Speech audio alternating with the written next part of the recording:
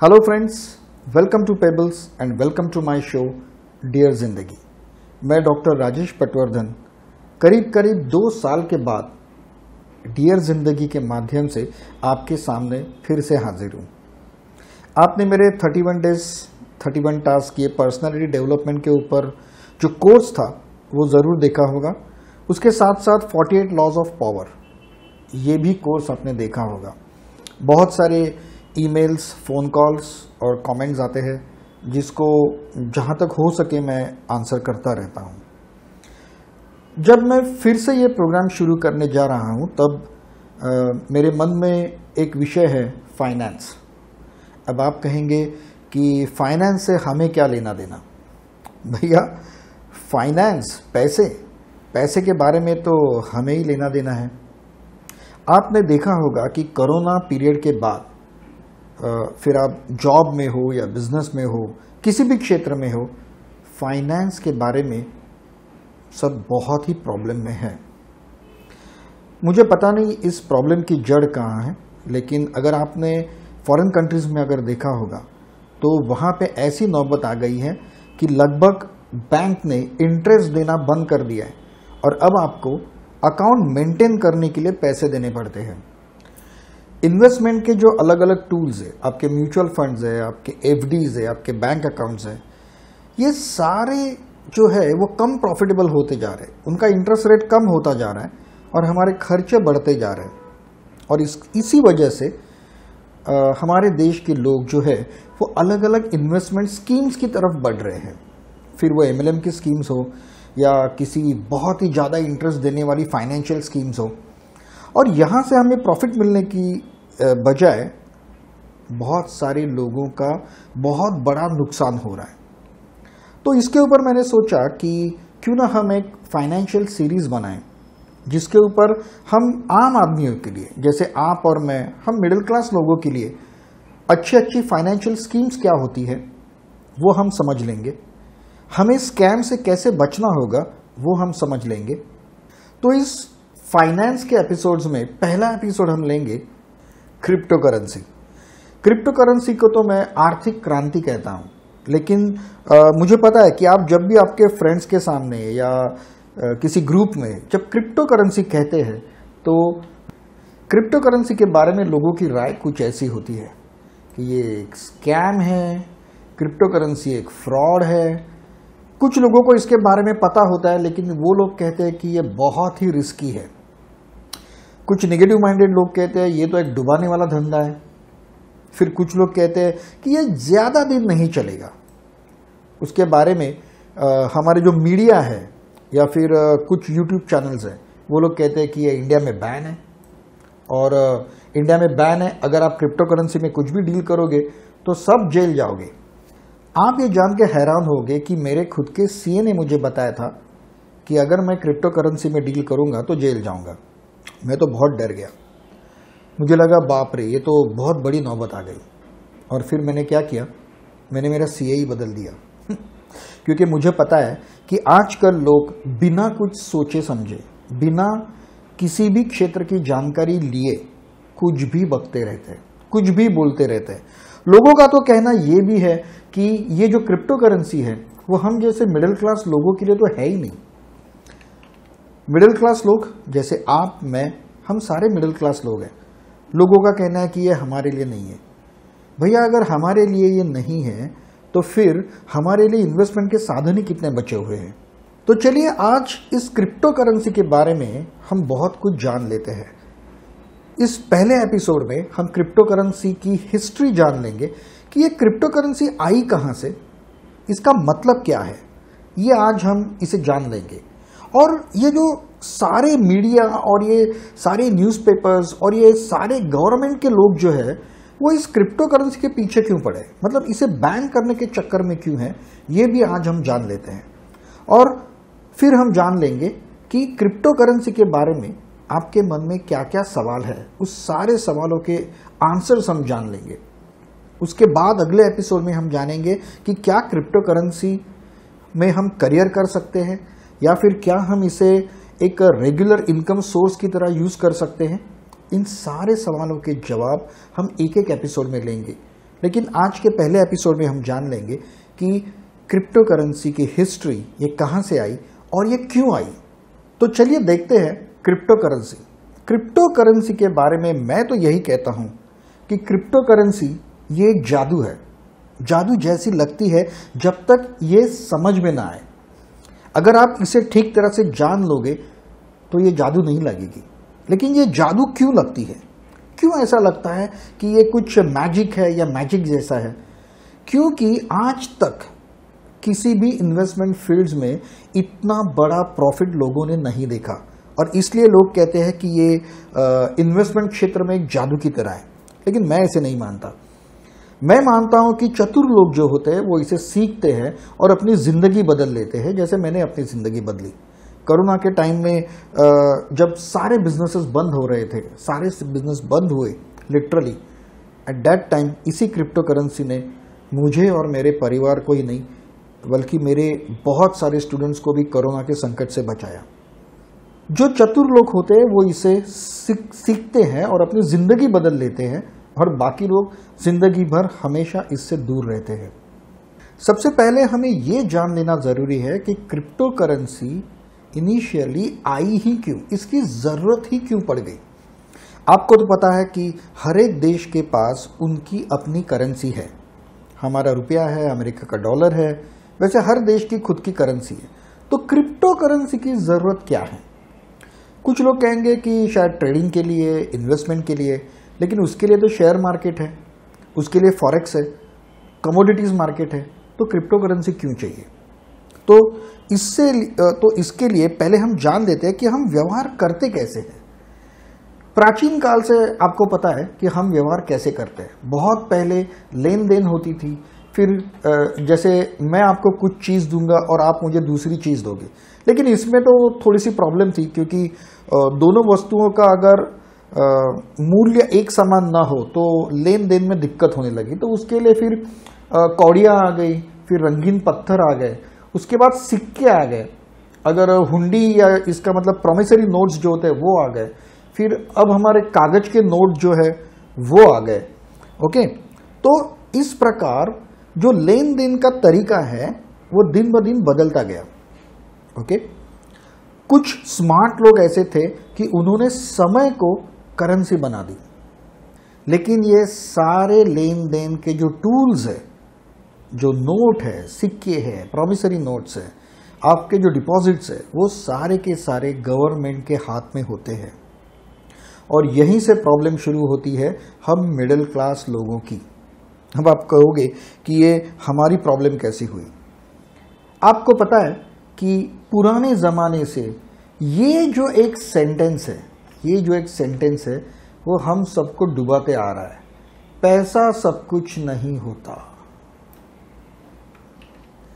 मेरी दादी, मेरे दादा या फिर आपके भी घर में सब लोग यही कहते होंगे, प्राचीन काल से या पीढ़ी दर पीढ़ी कहते रहेंगे, एक इमोशनल स्टेटमेंट कि पैसा सब कुछ नहीं होता।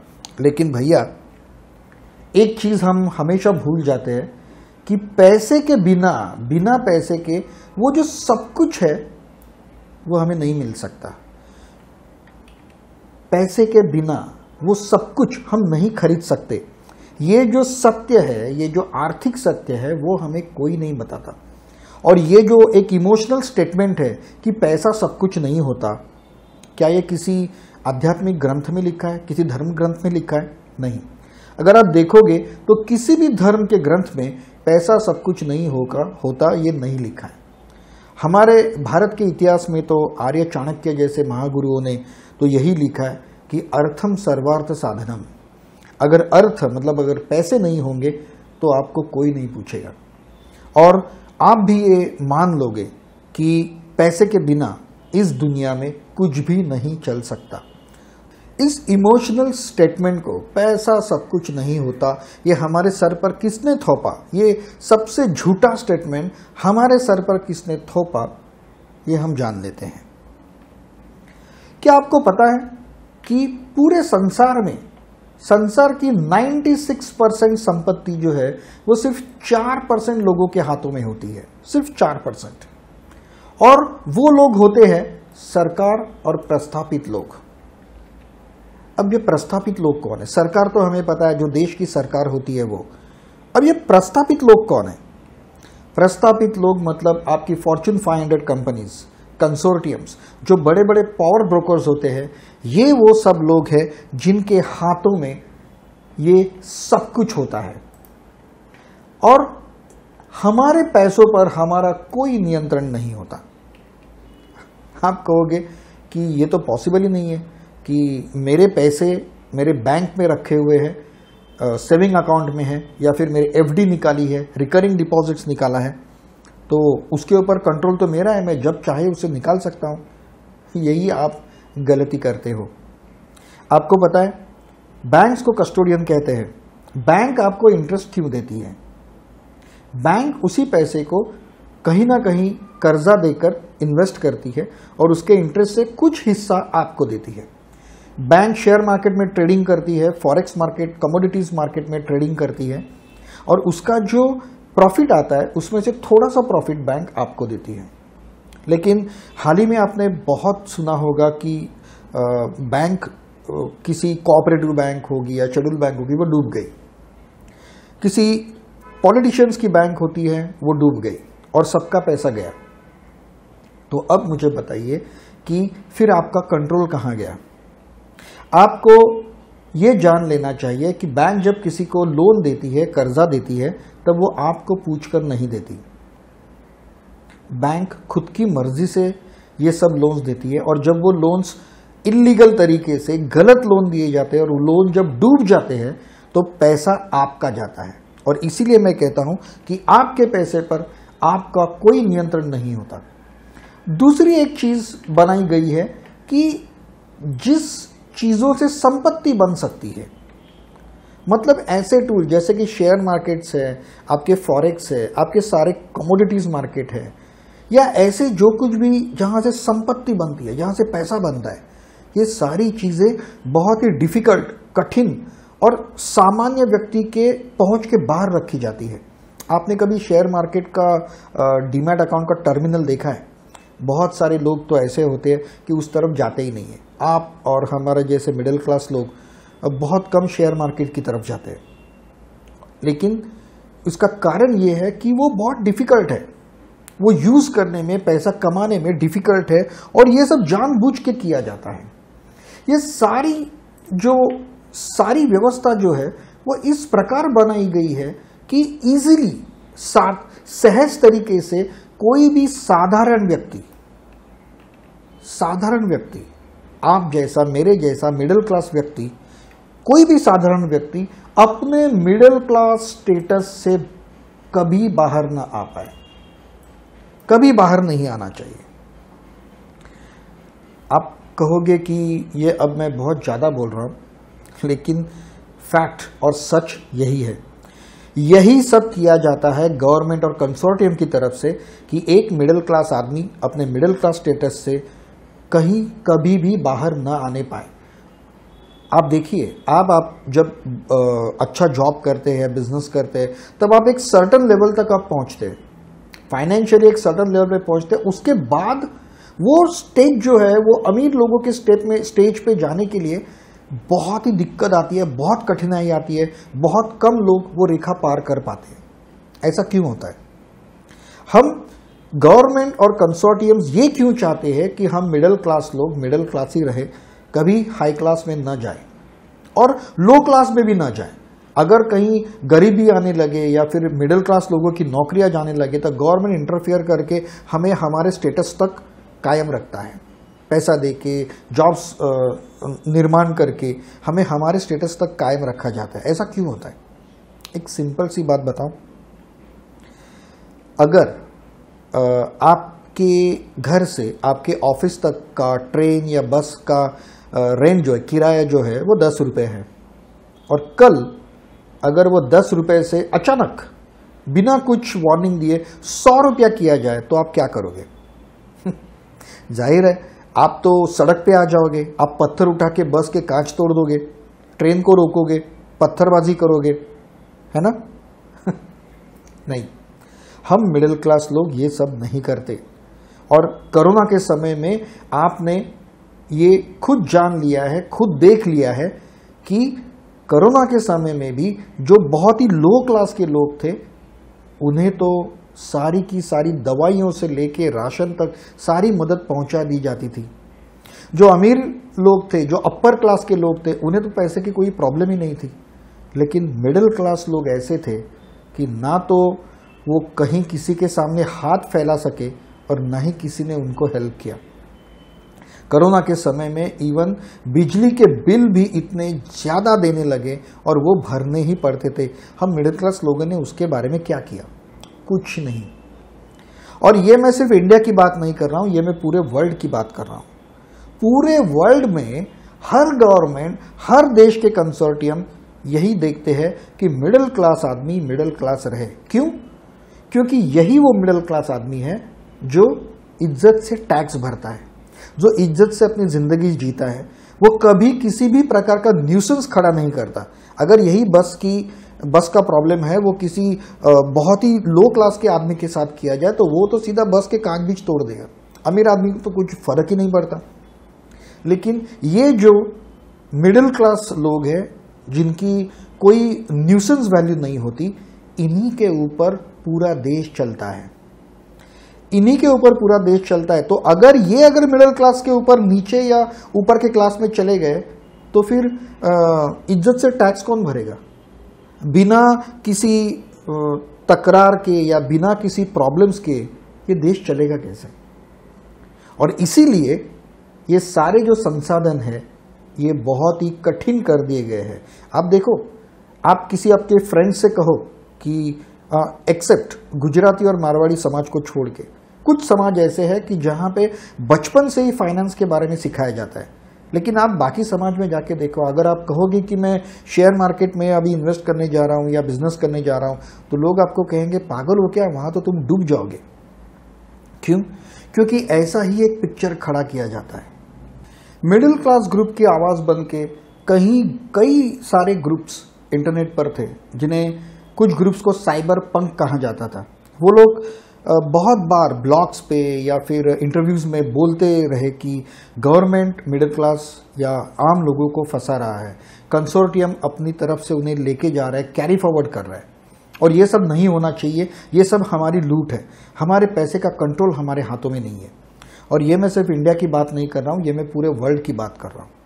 आपको जान के बहुत हैरानी होगी, हमें पता है कि अमेरिका दुनिया का सबसे अमीर देश है, जैसा हम मानते हैं, और सबसे प्रगत, सबसे एडवांस कंट्री भी है। लेकिन क्या आप जानते हो कि अमेरिका सबसे स्वार्थी और जिस पर सर्वाधिक कर्ज है, सबसे बड़ा कर्ज देश पर है, वो है अमेरिका। आपको पता नहीं होगा कि हम आम लोगों के साथ, आपको पता है, बार बार स्कैम्स होते हैं, कुछ घोटाले होते हैं, लेकिन अमेरिका ने पूरे वर्ल्ड के गवर्नमेंट्स के साथ बहुत बड़ा घोटाला किया, बहुत बड़ा स्कैम किया, जो वर्ल्ड में सबसे बड़ा स्कैम माना जाता है। सबसे पहले, बहुत सालों पहले, मतलब ये ग्लोबल इकोनॉमी या फिर ओपन इकोनॉमी आने से पहले, दुनिया का जो इकोनॉमी जो थी गवर्नमेंट की, जागतिक अर्थव्यवस्था जो थी, वो डॉलर्स पे चलती थी। क्यों? इसका एक कारण है। तब ऐसा माना जाता था कि कोई भी गवर्नमेंट, कोई भी कंट्री की गवर्नमेंट सिर्फ उतने ही नोट छाप सकती है, उतने ही अमाउंट के नोट छाप सकती है जितना सोना उनकी तिजोरी में हो। अगर आपके पास 100 करोड़ का सोना है तो आप 100 करोड़ के नोट छाप सकते हो। तो इसीलिए उस टाइम में ऐसा लिखा जाता था कि गवर्नर द्वारा कि मैं धारक को 100 रुपये देने का वादा करता हूं। मतलब इसका सही मतलब ये था कि आप अगर रिजर्व बैंक में जाओगे, टेक्निकली, मैं प्रैक्टिकली नहीं बोल रहा हूँ, थियोरेटिकली बोल रहा हूँ, अगर आप रिजर्व बैंक में अगर आप जाओगे तो आपको 100 रुपये के बदले उतना सोना मिलता था, और यह हर देश में होता था।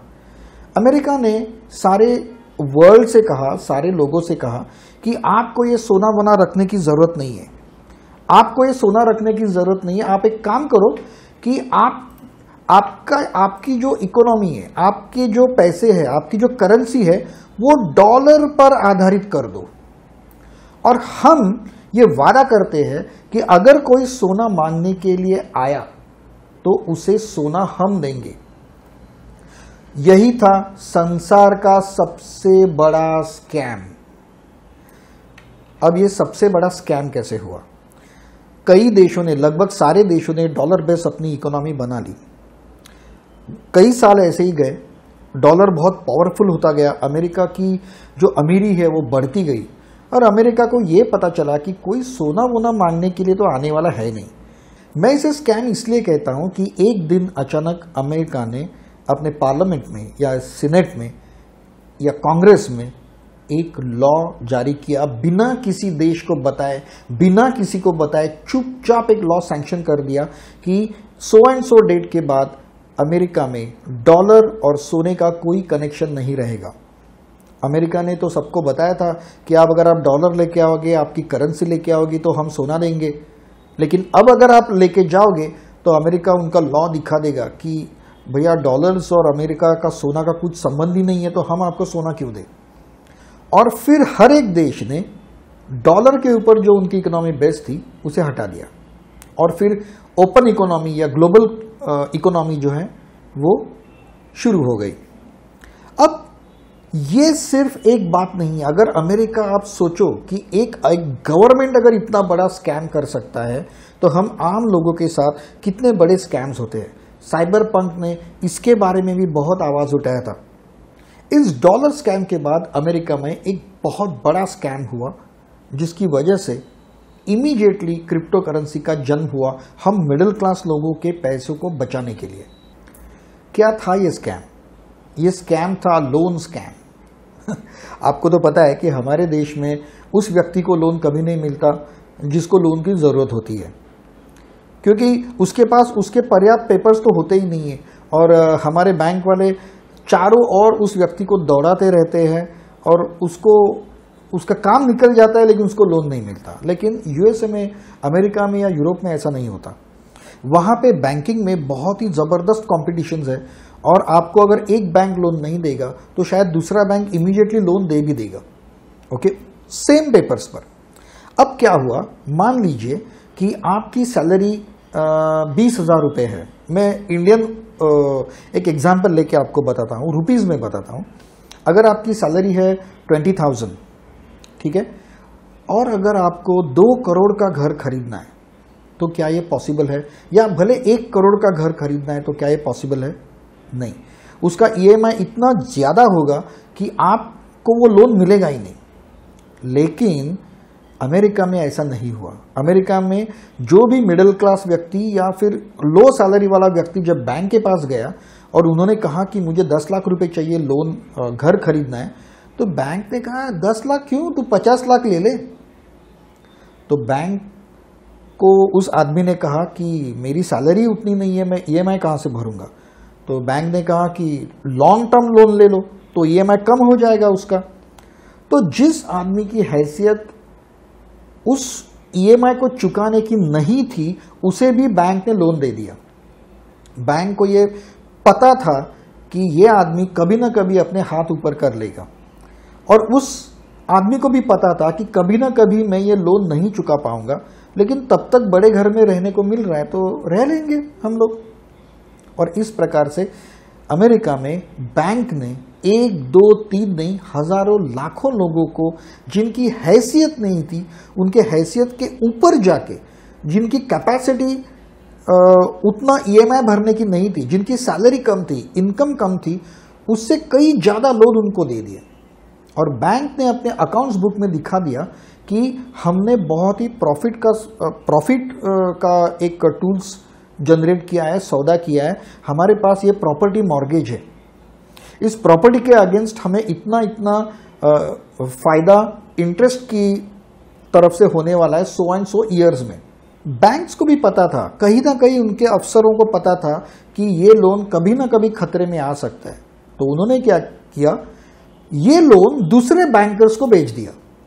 मतलब उस बैंक को कहा कि देखो ये लोन बहुत सेफ है, ओके, इसका टोटल इंटरेस्ट मिला के फॉर एग्जांपल हमको 10 लाख रुपए मिलने वाले हैं और ये 10 लाख भी सेफ है क्योंकि उसकी प्रॉपर्टी मॉर्गेज है। अगर वो पैसा नहीं चुकाएगा तो प्रॉपर्टी बेच के हम ये पैसा वसूल लेंगे। तो आप एक काम कीजिए, आप अभी हमें 5 लाख दे दीजिए और ये लोन आप परचेस कर लीजिए। बैंक्स और फाइनेंशियल इंस्टीट्यूट के बीच में ऐसे व्यवहार होते रहते हैं। तो दूसरे बैंक ने इस लोन को खरीद लिया। अब वो बैंक भी ये जानता था कि ये घाटे का सौदा हो सकता है, कहीं ना कहीं ये लोन डूब सकता है, लेकिन सस्ते में मिला तो प्रॉफिट के चक्कर में उन्होंने ले लिया, लेकिन उन्होंने बाद में इसे इंश्योरेंस कंपनी को बेच दिया। ये जो सब प्रोसेस जो होती है इसे कहते हैं सब प्राइम प्रोसेस, सब प्राइम ऑफ द लोन कहते हैं इसे। मतलब एक मैंने किसी को लोन दिया और वो लोन के जो पेपर्स है मैंने किसी को बेच दिए, उसने दूसरे किसी को बेच दिए, उसने और किसी को बेच दिए। अब सारे के सारे कंपनीज के अकाउंट बुक्स में ये दिख रहा है कि ये बहुत ही प्रॉफिटेबल सौदा है और हमारे पास प्रॉपर्टी मॉर्गेज है, ऐसे लाखों करोड़ों घर मॉर्गेज करके रखे हुए थे। लेकिन भैया जिसने वो लोन लिया है, जिसकी कैपेसिटी नहीं है उसका ईएमआई भरने की, एक दिन उसने बैंक से कहा कि भैया मैं ईएमआई नहीं भर सकता तो मैं क्या करूं? तो बैंक ने कहा हम आपको पर्सनल लोन देते हैं, आप पर्सनल लोन लो और ये ईएमआई को चुका दो। तो बैंक ने जिसकी पहली ईएमआई भरने की कैपेसिटी नहीं थी उसको फिर से लोन दे दिया, पर्सनल लोन। अब कुछ महीने ऐसे ही गए, उसके बाद अब तो इस आदमी के जान के ऊपर आ गई, इसके गले तक आ गया कि ये लोन मैं भर ही नहीं सकता। तो उसने सीधा हाथ ऊपर कर दिए कि भैया मैं ये लोन नहीं ले सकता। तो बैंक ने कहा हम घर जब्त कर लेंगे। उसने कहा कर लो, मैं कहीं जाके रेंट पे रह लूंगा। अब 1, 2, 3, 10 घरों का अगर सौदा होता तो बात अलग थी, लेकिन यहाँ लाखों करोड़ों घरों के साथ ऐसा ही हुआ। और इसका सबका नतीजा जो है वो 15 सितंबर 2008 लेमैन ब्रदर्स, अमेरिका की चौथे नंबर की बैंक ने दिवाला जाहिर कर दिया। ये बैंक डूब गई और उसके बाद लेमैन ब्रदर्स के बाद एक एक करके कई बैंक्स और इंश्योरेंस कंपनी ने अपनी बैंकरप्सी डिक्लेयर कर दी, दिवाला पीट गया उन सबका। और फिर एक जागतिक मंदी जिसे कहते हैं, रिसेशन जिसे कहते हैं, उस ग्रेट रिसेशन की शुरुआत हो गई। तब ग्रेट रिसेशन की शुरुआत तब हो गई।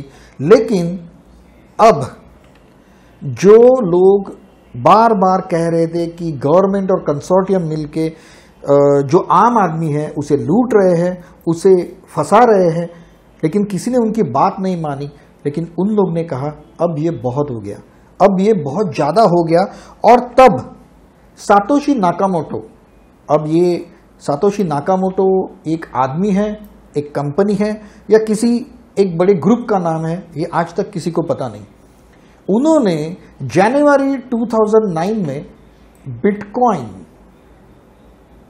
जिसे हम mother of the crypto currency कहते हैं, इस बिटकॉइन को जन्म दिया। ये बिटकॉइन पहली क्रिप्टो करेंसी है। उनका तत्व उसके पीछे ये था कि हमारा पैसा और हमारा कंट्रोल, हमें दुनिया के किसी भी गवर्नमेंट और कंसोर्टियम का कोई भी जो कंट्रोल है वो हमारे पैसे पर नहीं चाहिए।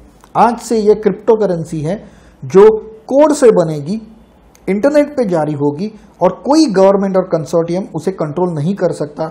ऐसी करेंसी हम बनाएंगे दुनिया के आम लोगों के लिए, जिसे अब तक गवर्नमेंट्स और कंसोर्टियम्स फंसाते आ रहे हैं। आप अगर जान लोगे तो लगभग मार्च 2010 तक, मतलब 1 साल तक, इसकी वैल्यू जो थी वो बेसिकली कुछ नहीं थी। हाल ही में एक बिटकॉइन पिज़्ज़ा डे मनाया गया और 1200 बिटकॉइंस को, 1200 बिटकॉइन, आज जिसकी एक बिटकॉइन की कीमत जहां 15 से 20 लाख रुपया है, ऐसे 1200 बिटकॉइन को 2 पिज़्ज़ा खरीदे गए और उसके पिक्चर्स भी थे। तो 2000 मार्च 10 तक बिटकॉइन की प्राइस कुछ नहीं थी। मई 2010 में शायद इसकी कीमत $0.01 से भी कम थी। फरवरी 2011 उसकी जो कीमत थी, फरवरी से अप्रैल 2011 तक $1 के आसपास थी। नवंबर 13 में इसकी प्राइस $350 से लेके $1200 के आसपास चली गई। बिटकॉइन की प्राइस बढ़ती जा रही थी क्योंकि लोगों को पता चल रहा था कि हमारे पैसे पे हमारा कंट्रोल नहीं है, हमारा पैसा सेफ नहीं है, तो लोग बिटकॉइन में इन्वेस्ट करने लगे। सो 2012 तक इसकी प्राइस $1200 के आसपास थी। तो आप कहोगे कि ये बिटकॉइन जो पिछले साल $75,000 तक पहुंचा, वो पहुंचा कैसे? क्या आपको पता है कि 8 नवंबर 2016 ये दिन बहुत खास है हम इंडियन लोगों के लिए, क्योंकि तब जाहिर हुई थी नोटबंदी और सारे जो 500 और 1000 के नोट थे वो रद्द कर दिए गए थे।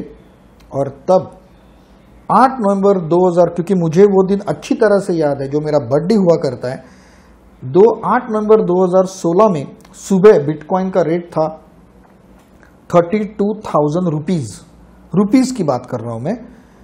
उसके बाद दूसरे दिन जब नोटबंदी जाहिर हो गई, तब दूसरे दिन उसकी प्राइस थी 54,000 और रात तक वो चली गई 68,000 और केवल 2 हफ्ते में बिटकॉइन की प्राइस चली गई 12 लाख रुपए।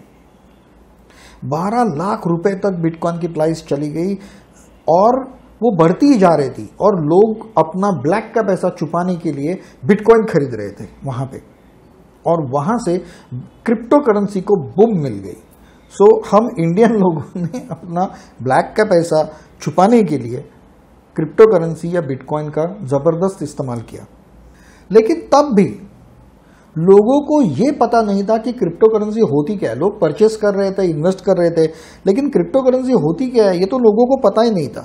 लोगों को ऐसा लगता था कि ब्लॉकचेन और क्रिप्टो करेंसी एक ही है। कोई उसे ब्लॉकचेन कहता था, कोई क्रिप्टो करेंसी कहता था, लेकिन ऐसा नहीं है।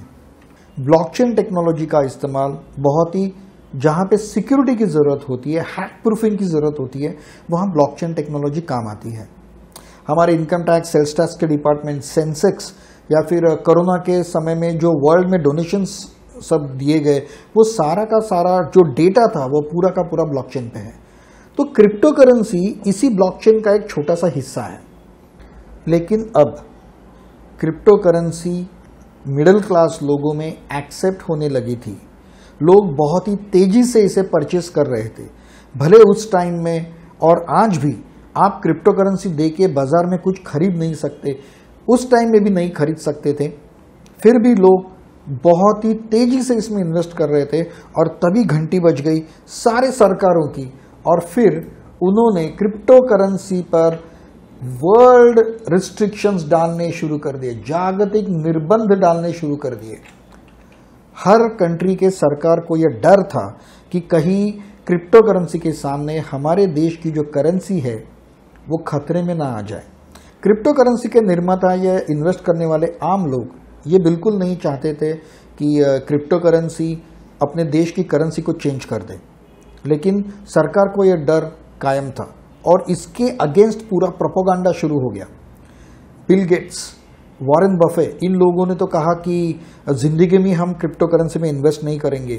बड़े बड़े वर्ल्ड के जो इन्वेस्टर्स थे, फाउंडेशंस थे, जो बड़े बड़े बैंकर्स थे, उन्होंने कहा कि क्रिप्टो करेंसी सब फेक है, फ्रॉड है, स्कैम है, सब लोगों का पैसा डूबेगा, ये चलेगा नहीं और इसमें हम कभी इन्वेस्ट नहीं करेंगे। और आम लोगों को इसके खिलाफ करना शुरू कर दिया और फिर शुरू हुआ एक क्रिप्टो वॉर।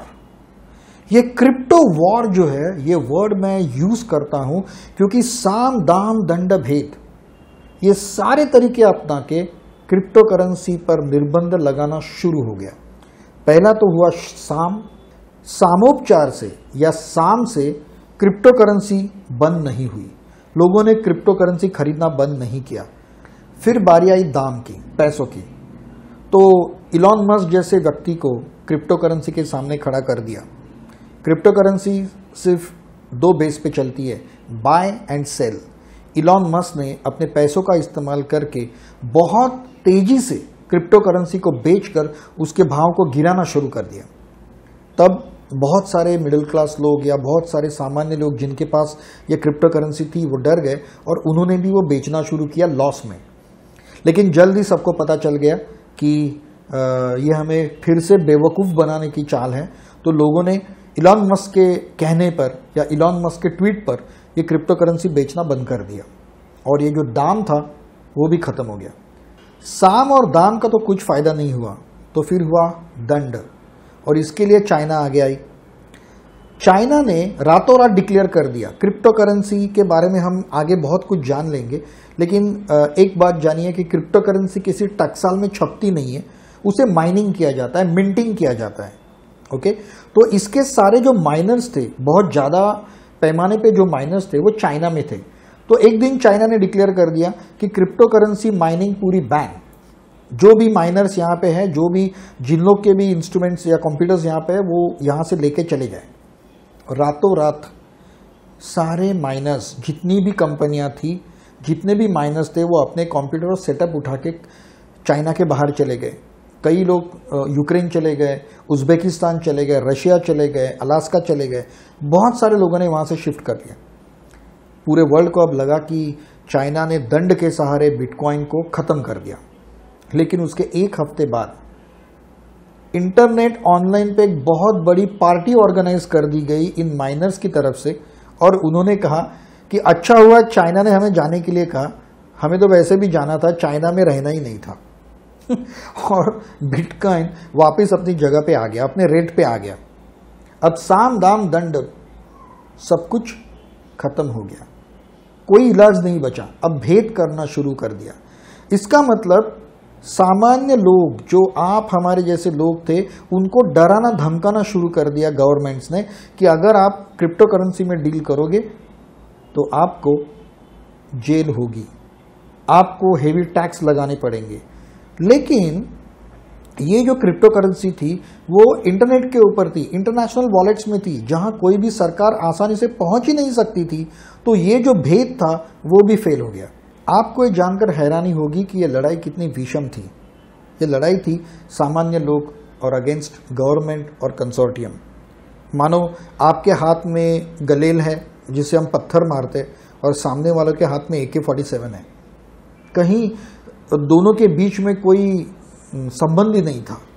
लेकिन फिर भी इन सामान्य लोगों ने, इन मिडिल क्लास छोटे छोटे लोगों ने गवर्नमेंट और कंसोर्टियम को बुरी तरह से हराया, और क्रिप्टो करेंसी का ये बाल भी बाका नहीं कर पाए।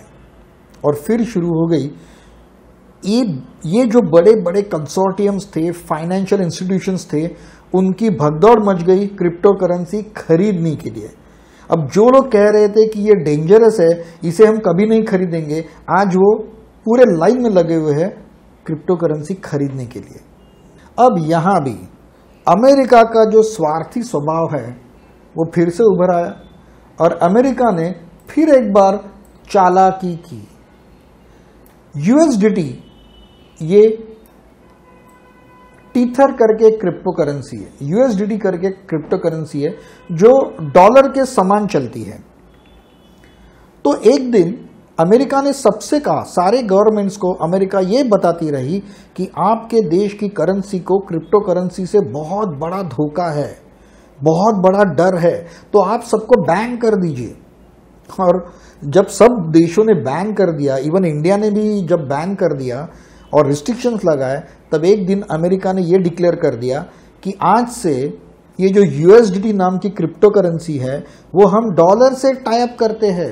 आपको याद है, पहले उन्होंने कहा था कि आप सेफ रखिए आपका सोना, हम डॉलर को सोने से टाई अप कर देंगे। आज उन्होंने कहा कि हम डॉलर को क्रिप्टो करेंसी USDT से टाई अप कर देंगे 1:1 में।